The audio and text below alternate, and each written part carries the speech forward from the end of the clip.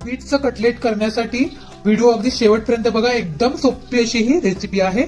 तर इथं मी 1 बीट आणि 2 बटाटा घेतलेला आहे, तासून घ्यायचा आहे आपल्याला। त्याच्यानंतर कुकरमध्ये बटाटा आणि बीट जो आहे तो आपल्याला उकडून घ्यायचा आहे। तर इथं मी कुकरच्या 3 शिट्या काढून घेतलेल्या आहेत। त्याच्यानंतर बटाटा आणि बीट जो आहे ना तो याप्रमाणे आपल्याला किसून घ्यायचा आहे।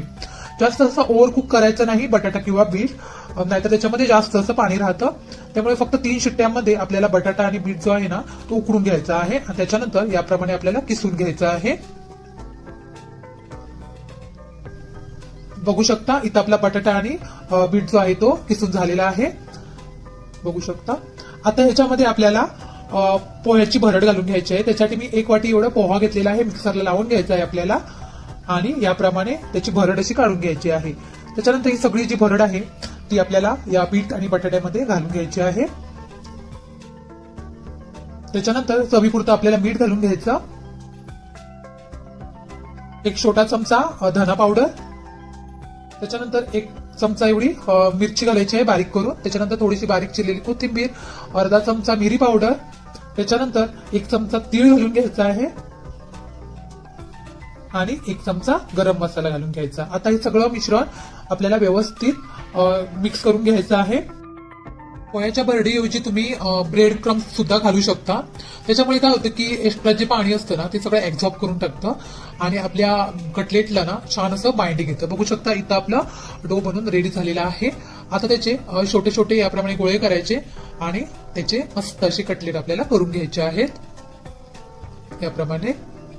तर इथे सगळे कटलेट बघू शकता आपले रेडी झालेले आहेत। आता या सगळ्या कटलेटला आपल्याला शॅलो फ्राय करायचं आहे। त्याच्या आधी इथं मी थोडंसं कॉर्नफ्लॉवर घेतलेलं आहे। कॉर्नफ्लॉवर मध्ये थोडंसं पाणी घालायचं आणि पातळ असं त्याचं मिश्रण रेडी करायचं आहे आपल्याला। तर थोडासा मी बारीक रवा घेतलेला आहे। आता एक एक कटलेट ह्या कॉर्नफ्लॉवरच्या मिश्रणामध्ये याप्रमाणे बुडून घ्यायचं आहे। त्याच्यानंतर रव्यामध्ये त्याला कोटिंग करून घ्यायची आहे, बघू शकता याप्रमाणे सगळ्या कटलेटला आपल्याला कोटिंग करून घ्यायची आहे रव्याची।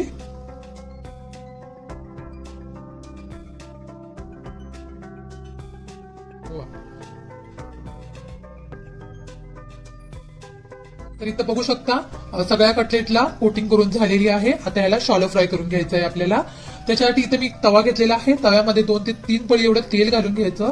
तेल चांगलं गरम व्हायला द्यायचं आणि तेल चांगलं गरम झालं की एक एक करून आपल्याला सगळी कटलेट ह्याच्यामध्ये सोडून घ्यायची आहेत, बघू शकता। आणि हे कटलेट भाजताना लक्षात घ्या गॅसचा फ्लेम एकदम असा हाय करू नका, एकदम मीडियम फ्लेमवर सगळी कटलेट जी आहे ती आपल्याला शॅलो फ्राय करून घ्यायची आहे। मस्त एका साईडने कुरकुरीत होईपर्यंत आपल्याला एका साईडने पहिल्यांदा भाजून घ्यायची आहे, बघू शकता। एका साईडने थोडीशी भाजली त्याच्यानंतर पलटी करून घ्यायची आहे सगळी कटलेट आपल्याला या पद्धतीने।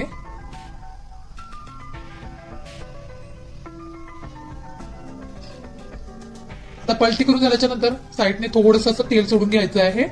जेवढं लागेल ना तेवढं थोडं तेल आपल्याला साईडने सोडून घ्यायचं आहे। तर दुसऱ्या साईडने व्यवस्थित भाजून झाली ना की साईडच्या कडा ज्या असतात त्या सुद्धा थोड्या अशा भाजून घ्यायच्या आहेत। आणि फायनली बघू शकता इथं आपलं कटलेट रेडी झालेलं आहे, बघू शकता मस्त असं कलर झालेला आहे। करायला एकदम सोपं आहे, एकदम स्नॅक्सची रेसिपी आहे। नक्की एकदा ट्राय करा आणि व्हिडिओ कसा वाटला मला कमेंट करून नक्की सांगा। त्याचप्रमाणे व्हिडिओ आवडला असेल त्याला लाईक करा आणि चॅनलवर समजा नवीन असाल ना तर चॅनलला लगेच सबस्क्राईब करून टाका। व्हिडिओ पुन्हा एकदा एका नवीन रेसिपीसह, तोपर्यंत बाय बाय, टेक केअर।